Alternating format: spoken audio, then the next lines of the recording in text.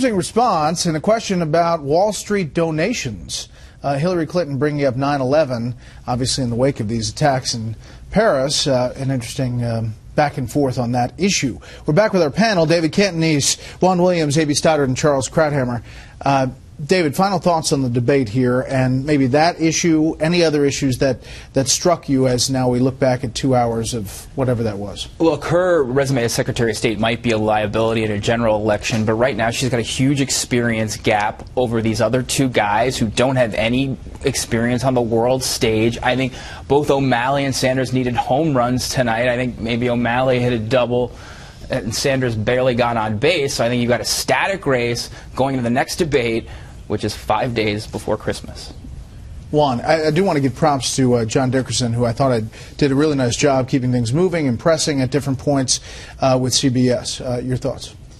I think that, you know, the key thing to me is the Paris attack and how are they responding, how were they pushed on this issue, despite the fact that Sanders didn't want to talk about it. He wants to stick with domestic issues. And we know that Hillary Clinton is for the no-fly zone, not Barack Obama. We know now that Hillary Clinton says ISIS must be defeated, not contained with the Obama. So I think that's what will be remembered out of this debate, is Clinton appearing more hawkish.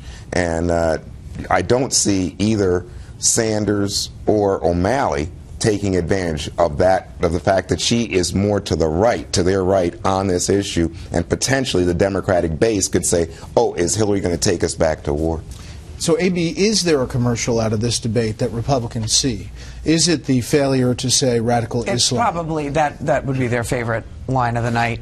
And she's, like I said, I wouldn't be surprised if when she's a general election nominee, she changes her semantics. I mean, once she is free of Bernie Sanders and the left of the Democratic Party, she is going to sound a lot more hawkish. She is going to talk more specifically about how you defeat ISIS and how it hasn't been done and why.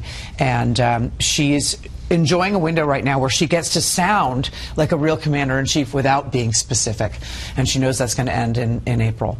Of the sticking points, Wall Street and taking money from Wall Street, gun control and how far somebody's going to go in that effort. Hillary Clinton obviously leading that charge, it seems, on that stage with Martin O'Malley.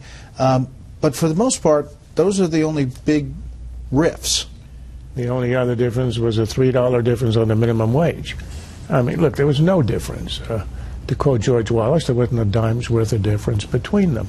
What's interesting is that how almost every topic they discuss is one that Republicans don't even discuss, and vice versa. No tax reform, no entitlement reform.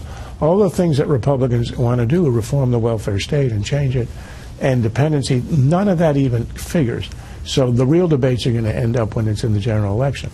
I thought the question about her not saying radical Islam, the fact that she calls them jihadis, I think neutralizes that. A jihadi is a radical Islamist. So the use of the word Islam I don't think is important, and I'm not sure that there's any real difference there.